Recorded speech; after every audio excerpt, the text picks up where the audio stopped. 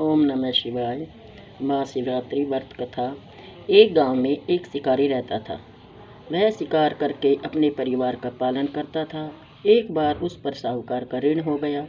ऋण न चुकाने पर सेठ ने उसे शिव मंदिर में बंदी बना दिया। उस दिन शिवरात्रि थी। वह शिव संबंधी बातें ध्यानपूर्वक देखता एवं सुनता रहा। संध्या होने पर सेठ ने उसे अपने पास बुलाया। शिकारी ने अगले दिन ऋण चुकाने का वादा कर सेठ की बंदी से छूट गया। जंगल में एक तालाब के किनारे बेल वृक्ष पर शिकार करने के लिए मचान बनाने लगा। उस पेड़ के नीचे शिवलिंग था। पेड़ के पत्ते मचान बनाते समय शिवलिंग पर गिरे। इस प्रकार दिन भर भूखे रहने से शिकारी का व्रत भी हो गया और शिवलिंग पर बेलपत्र भी चढ़ गई।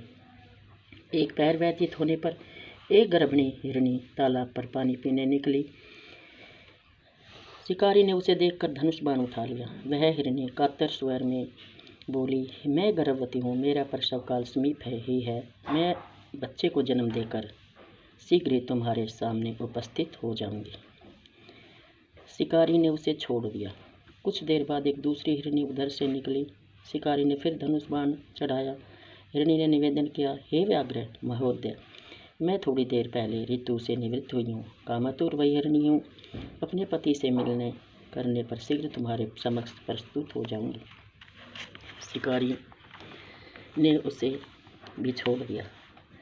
रात्रि के अंतिम पहर में एक मृगी अपने बच्चों के साथ उधर से निकली। शिकारी ने शिकार हेतु धनुष पर बाण चढ़ाया। वह तीर छोड़ने ही वाला था कि वह मृगी बोली, मैं इन बच्चों को इनके पिता के पास छोड़ आऊँ, तब मुझे मार डालना। मैं आपके बच्चों के नाम पर दया की भीख मांगती हूँ।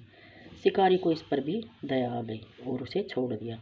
वो फटने को हुई तो एक तंदुरुस्त हिरन आता दिखाई दिया। शिकारी उसका शिकार करने के लिए उद्यत हो गया। हिरन बोला, व्याघ्र महोदय, यदि तुमने इससे पहले 3 मृगियों तथा उनके बच्चों को मार दिया हो तो मुझे भी मार दीजिए, ताकि मुझे उनका वियोग न सहना पड़े।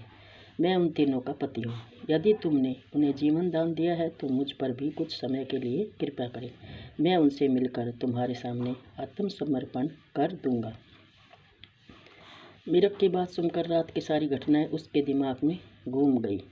उसने मीरक को सारी बातें बता दी।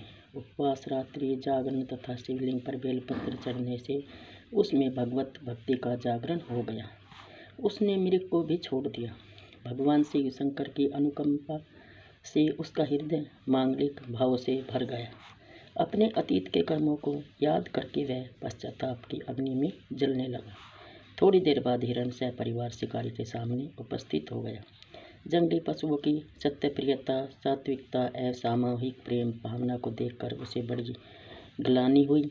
उसके नेत्रों से आंसुओं की झड़ी लग गई। उसने हिरण परिवार को मुक्त कर दिया। देवता इस घटना को देख रहे थे। उन्होंने आकाश से उस पर पुष्प वर्षा की। शिकारी परिवार सहित मोक्ष को प्राप्त हुआ।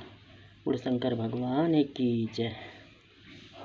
तो इस तरह अनजाने में भी भगवान शंकर की पूजा हो जाती है तो भी शंकर प्रसन्न हो जाते हैं। ओम नमः शिवाय।